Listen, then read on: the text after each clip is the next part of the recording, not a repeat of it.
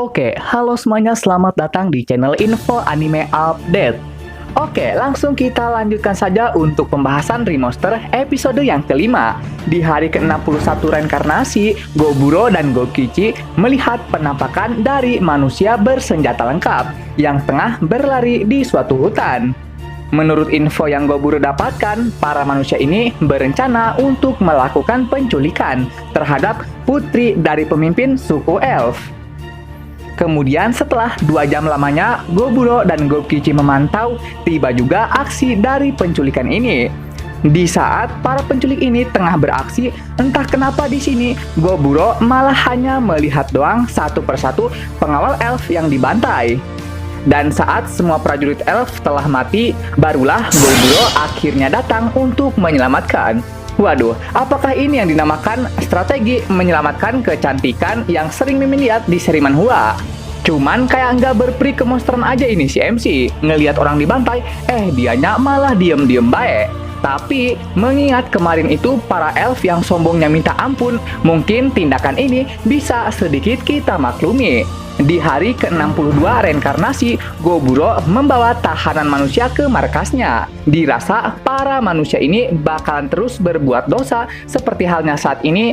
Alhasil, Goburo yang mewakili sang pencipta kemudian memakan mereka dengan tujuan untuk mengurangi populasi manusia dengan watak iblis. Woto, sangat bijak sekali MC kita ini. Kemudian, di saat yang bersamaan, gadis elf yang sebelumnya dia selamatkan kini telah terbangun dari tidurnya.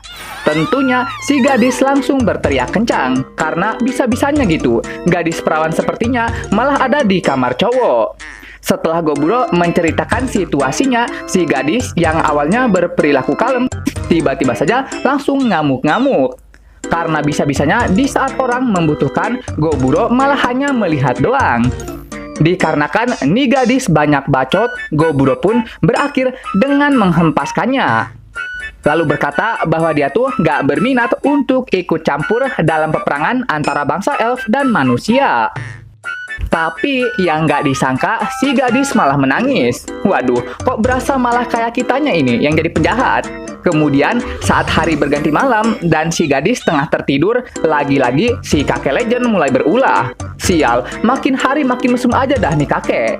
Di hari ke-63 reinkarnasi, Goburo datang ke kediaman tempat para elf berada.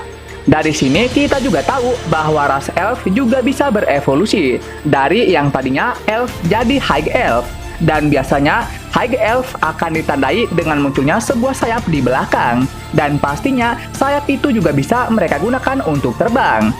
Singkat cerita, setelah Goburo bertemu pemimpin di sana dan diskusi panjang lebar, kini ras goblin secara resmi telah membentuk suatu aliansi dengan bangsa elf. Dikarenakan aliansi telah terbentuk, Goburo menawarkan beberapa peralatan untuk pasokan senjata dari bangsa elf. Begitupun sebaliknya, bangsa elf juga menawarkan beberapa kendi alkohol sebagai oleh-oleh untuk Goburo bawa pulang.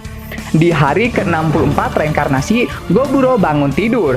Cuman yang mengejutkannya di sini, dia malah melihat penampakan cewek cantik yang tengah tidur di sampingnya. Dan rupanya cewek cantik ini adalah Gobumi-chan yang telah naik level. Jadi sensei-sensei ala anime Nekopoi ini. Waduh, apalagi dengan pesanannya itu yang sekali lirik bikin mata menarik, makin menambah aura Nekopoinya. Sial. Selain tambah cantik tapi juga tambah mantap ini. Gak hanya Gobumi, bahkan Gobe-chan juga naik level yang katanya jadi half Earth Lord. Aduh, susah banget dah. Dikatakan bahwa kemampuannya memanipulasi tanah, juga berkekuatan layaknya Attack Titan. Terakhir ada Hobosato, yang juga telah level up, jadi half Bloody Lord. Aduh, sulit dah, dibaca aja lah. Seperti julukannya Bloody.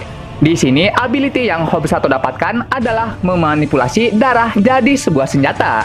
Jujur, Mimin tadinya mengira bahwa Hobosato merah ini adalah evolusi dari Mbak Merah. Sebab Mbak Merah sendiri telah membangkitkan suatu dojutsu. Dikarenakan punya dojutsu yang cara kerjanya kayak Goburo, maka nggak heran kalau dia pun bisa berevolusi. Walau dia sendiri adalah manusia.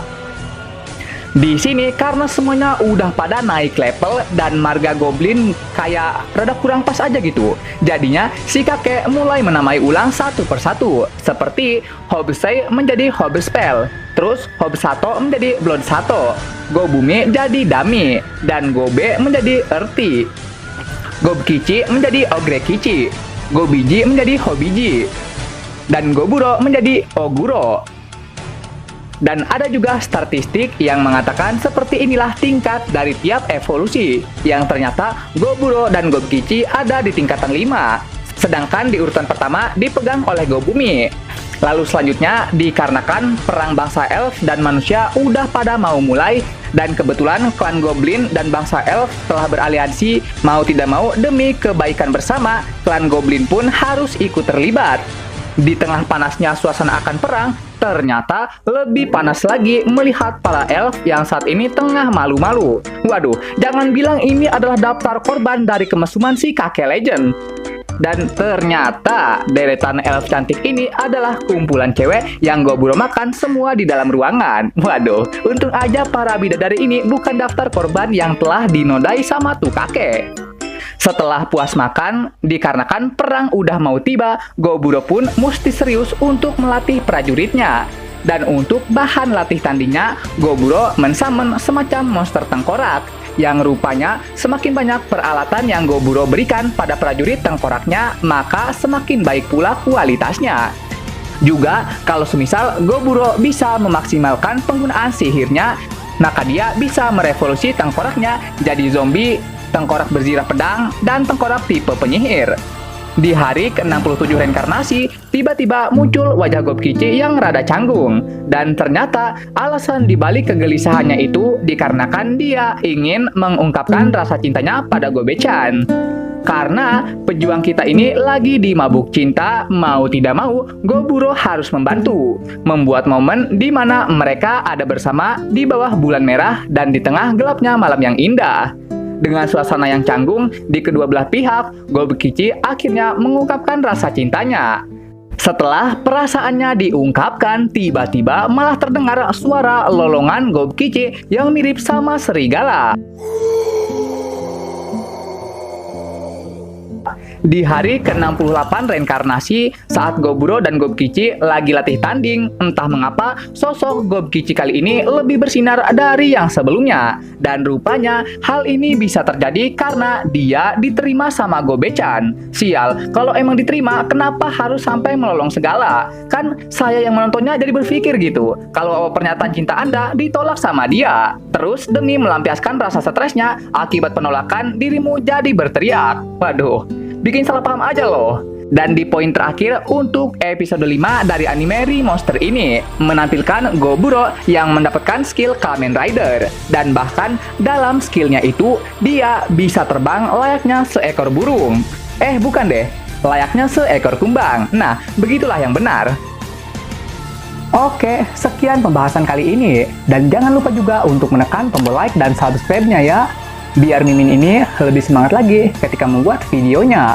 Dan agar kalian juga bisa mendapatkan update video terbaru mengenai berbagai pembahasan menarik seputar anime di channel ini. Dan sampai jumpa lagi di video selanjutnya. Dah!